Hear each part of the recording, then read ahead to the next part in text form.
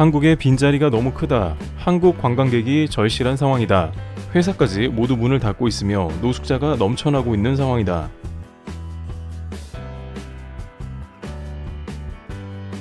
현재 중국에서 한국인들이 중국으로 관광을 제발 많이 와달라는 공식 요청이 끊이지 않고 있습니다. 특히 중국 지방에서는 한국인이 상상하지 못한 일들이 벌어지고 있다는 소식이 나왔는데요. 현재 중국이 왜 한국 관광객 유치를 원하고 있으며 실제 한국인들이 떠나버린 지방엔 무슨 일이 있는지 보겠습니다. 우선 중국에서는 오히려 자신들이 한국에 관광 가지 않겠다면서 으름장을 놓는 모습이 보였습니다. 중국인들은 한국은 볼 게 없다라면서 한국에 여행 가면 자금성을 축소해놓은 미니어처 같은 경복궁이 있다면서 대국에서 굳이 한국 여행을 왜 가야 하냐는 등 중화 사상을 내세우면서 한국 여행에 가지 않는다고 답했습니다.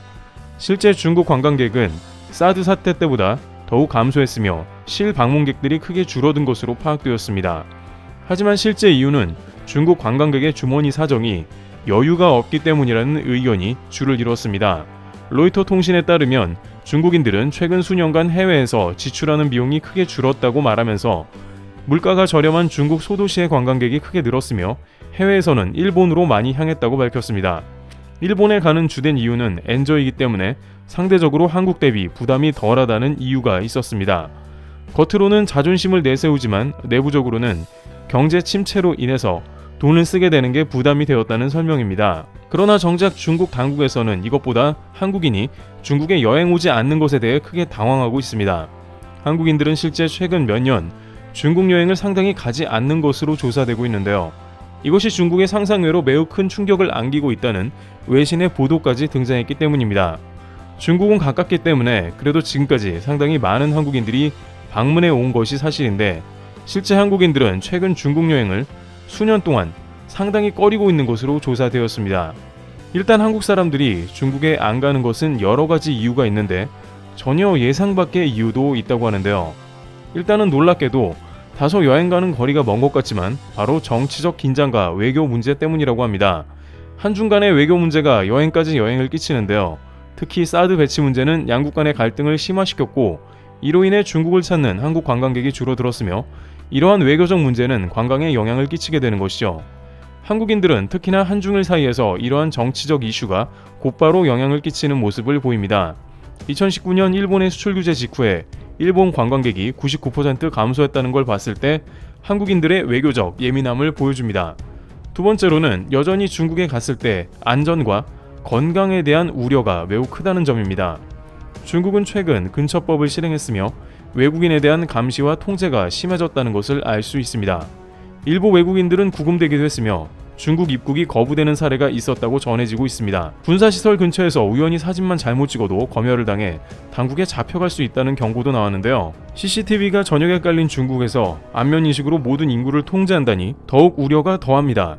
그러다 보니 중국에 무슨 여행을 가겠냐는 생각이 자리잡아 중국 여행을 꺼리게 되었다는 것이죠.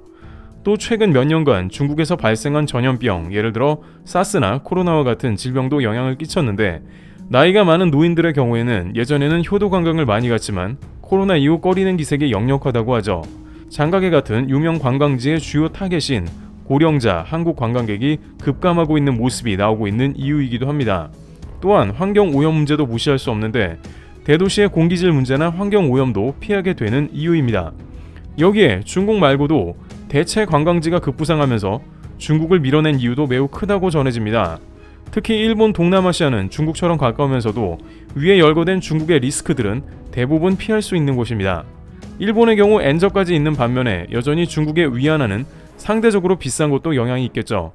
동남아의 베트남 같은 경우에는 기존의 다낭과 같은 한국인 맞춤 관광지에 푸꾸옥 등 새 관광지도 늘어났고 태국, 대만 등 굳이 중국이 아니더라도 저렴하면서 즐길 게 많은 국가들이 많기 때문에 더 안 가는 것이죠.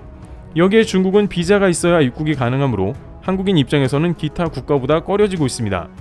비자는 중국 대사관에서 발급받아야 하는데 무비자보다 장벽이 높아 여행이 꺼려지는 이유이기도 합니다. 따라서 한국 관광객이 감소하는 이유는 어찌 보면 지난 수년간 자연스러운 변화라고 할 수 있겠는데요. 중국에서 아무리 오라고 하더라도 위와 같은 복잡한 상황에 놓여진다면 쉽게 여행 갈 맛이 안 나는 게 사실일 것입니다. 그런데 중국 당국은 그럼에도 불구하고 지리적으로 가까운 한국 여행객이 크게 줄었다면서 한국 관광객이 중국에 여행을 많이 와야 한다는 주장을 최근 들어 더욱 전개하고 있는 상황입니다. 그런데 중국에서 이렇게까지 주장하는 이유가 있는데, 일단은 한국의 빈자리가 매우 크다는 것입니다. 일부 중국의 지방은 한국인의 빈자리로 인해서 사실상 도시가 폐허 상태가 된 지 오래라고 전해지고 있습니다.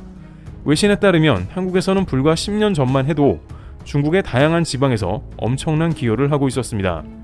당시 중국 여행 패키지로 여행을 떠나거나 중국의 대도시와 소도시로 여행 가는 것은 자연스러운 광경이었습니다. 특히 그럴 수 있는 배경에는 한국의 대기업들이 중국 지방에 대거 자리 잡고 있었기 때문인데요. 불과 5년 전만 해도 중국의 후이저우에는 한국인들이 여행과 출장을 위해서 연간 수십만 명의 방문이 있었던 곳이었습니다. 이는 중국 광동성의 후이저우에 삼성이 1992년부터 핸드폰 공장을 설립해 지역 경제를 살렸기 때문인데, 홍콩 매체 SCMP에 따르면 삼성이 후이저우에 들어서고 27년간 후이저우 경제는 중국에서 가장 활발했으며 수만 명의 중국인 노동자들은 삼성 공장에서 일했으며 이들은 주변 식당과 약국, 카페, 호텔 등을 이용했습니다. 또한 삼성전자에 납품하기 위한 중국의 크고 작은 빌딩만 100여 채가 삼성전자 공장 주변에 위치하고 있었습니다. 이들이 매년 후이저우 경제를 이끌었으며 주변 식당은 매달 하나로 1,000만 원가량의 수입이 있을 정도였습니다. 하지만 2019년 삼성이 후이저우를 떠난 뒤에 한국에서 출장과 여행 오는 이들이 99% 감소하는 모습을 보였으며 후이저우의 실업률은 70%로 급증했으며 부동산 폭락과 대부분의 자영업자들은 폐업하기에 이르렀습니다. 삼성전자에서 일하던 중국 농촌 출신의 농민공들은 다른 도시나 시골로 돌아가 도시 소비가 급감했습니다. 불과 5년 전이지만 이 사건으로 인해서 중국은 한국의 존재감에 대해서 적지 않게 충격을 받는 모습이었습니다. 중국의 한 도시가 폐허가 되는 데에는 몇 달밖에 걸리지 않아서 시진핑 국가주석이 직접 한국 공장에 방문하기도 했죠.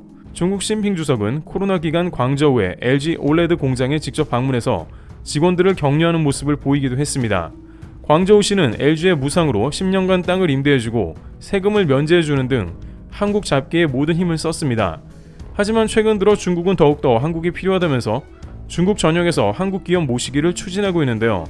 놀랍게도 블룸버그에 따르면 중국의 경제가 한국과 같은 외국 자본에 의해 상당히 버텼다는 게 증명되었기 때문인데요.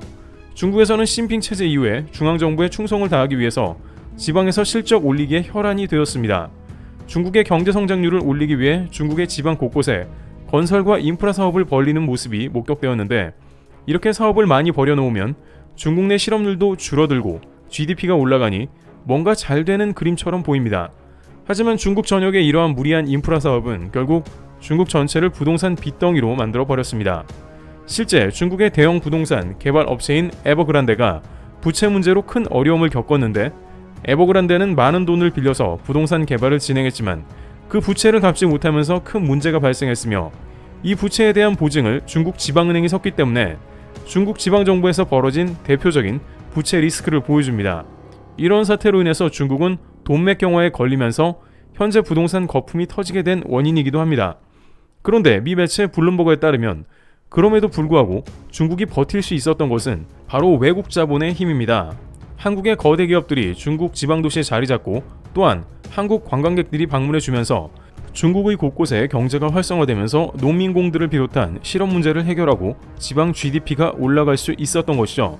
하지만 이제 한국 기업들이 철수함과 동시에 위와 같은 원인들로 인해서 더 이상 한국인들이 방문하지 않자 중국에서는 한국의 발목을 잡으면서 제발 중국에 방문해달라는 요청이 끊이지 않고 있는 것입니다. 중국에서는 한국의 대기업과 이어 관련한 비즈니스 여행객들, 한국에서 오는 순수 여행객들이 매우 절실한 상황이라면서 한국 관광객 모시기와 한국 기업 모시기를 대대적으로 추진할 것 같다는 움직임이 보이고 있습니다.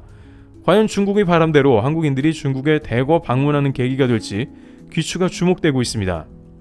트래블TV였습니다. 감사합니다.